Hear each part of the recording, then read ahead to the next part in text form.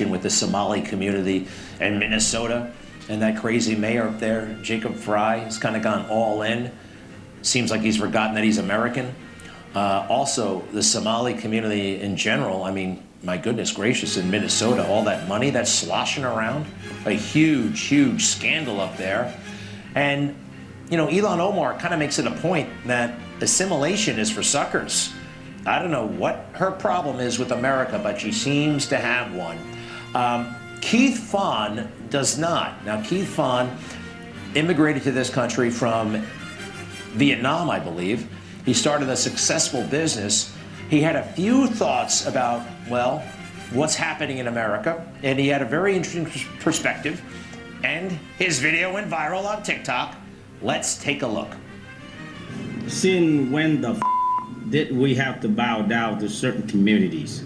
If you look at our numbers, there's only about 2 million of us here in the United States. And out of that 2 million people that we have, majority of us have businesses, scientists, engineers, doctors, bright mind people that given back to this country more than we taken. We have never asked anybody to bow down or speak our language, okay? Very interesting. Keith Phan, Georgia resident and owner of Liberty Auto Shop, Liberty Auto Repair, and of course he recently went viral on TikTok. Keith Phan, 885. Congratulations, sir. Thank you, sir. You bet. That was quite a statement. Where did it come from? How long has that been on your mind? Well, I was on my way to drop my kid off from school that morning, and you know, I heard about this scandal. Taxpayer money got been stolen. First I heard about $1 billion, now it went up to 8 billions and who knows how much more. But the thing about it is, you know, most of my video, I did not script anything. It came to my mind, straightforward. I said what I want to say, straightforward, honest. You know, it's easier to say when you honest than you have to make it up. So yeah, I came out, we get in the car on the way out from school. You know what, I got so mad about it. My community is a Vietnamese community. We've been here almost 50 years. I've been here 30 years myself and my family.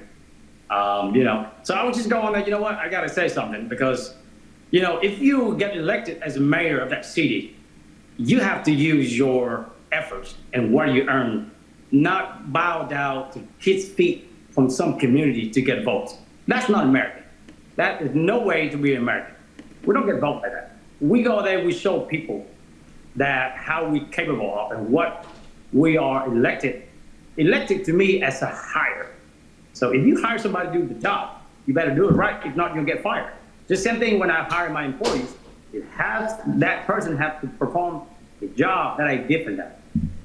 So to be elected as an official, as a mayor of that city, and you go there, you try to speak the language, and you try to bow down and kiss ass, I'm sorry my language, but that's no way to do that. That's not American at all. That's not advanced. I didn't realize, you said millions of Vietnamese. There are only 250,000 Somali in America, but there's an awful lot of noise, right? Yeah. What is it about the Vietnamese community that we don't hear as much? I mean, possibly it's because, you know, it's kind of more important to be an American. I mean, for me, then I came from Ireland. I'm kind of Irish American, but I'm American, and you're American too. Yes. Is that a thing in your community? Forgive me, I'm going back to the community thing, but is it a conscious effort to assimilate? Yes. As a communities, as a Vietnamese community and Asian in general, we have a strict culture. Okay, it's family first and successful, and we tend to listen to our parents more. So that being said, you know, after the 1975, the fall of Saigon, my dad fought for that war, and he was a POW, and he died because of it. So we fled Saigon, you know, to came to the promised land. America given us so much that we didn't ask for.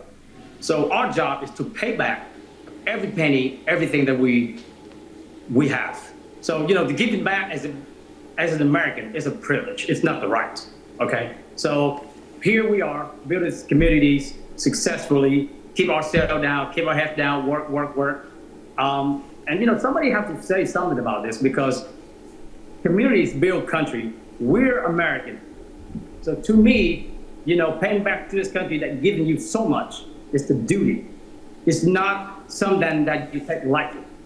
We wouldn't be who we are as a Vietnamese, successful Vietnamese people in this country if it wasn't for United States of America. That's so cool. Hey, your dad was a POW. Wow. Yes. Wow. Yeah. That's wild. He got out, right? He got out, but because of that torture in their years, torturing and hunger and starvation. A lot of people don't know. After the war, the North Vietnamese, took over, invaded. That's what we call it, as we are South Vietnamese. They legally can torture you in there in POW. They call it a re-education camp, but it's not. It's actually a hellhole. It's pretty much like the hell on earth. And people like my dad died in there, tortured. He served for probably 4 or 5 years, and he got out. And then he was sick for a long time, and then he passed away. I'm sorry about that. I'm thrilled that Liberty Auto Repair is thriving. We're going to take a quick look at it. What's the best part of the auto repair business?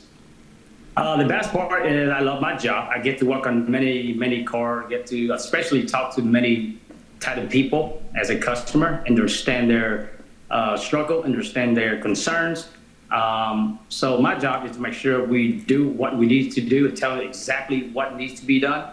We're not selling anything. Our job is to fix and repair. So yes, we have thank God we have a lot of customers that loves us. Very cool. What's the most maintenance-free car these days? The car that almost never needs any work? Even the electric car needs some maintenance. There's no such thing in the maintenance-free at all, period. Yeah.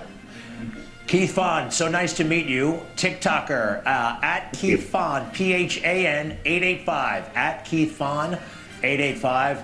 Thank you very much, sir. Thank you for having me. You bet. Good to meet you. Great video. Thanks, sir. When we come back, we're going to meet another social media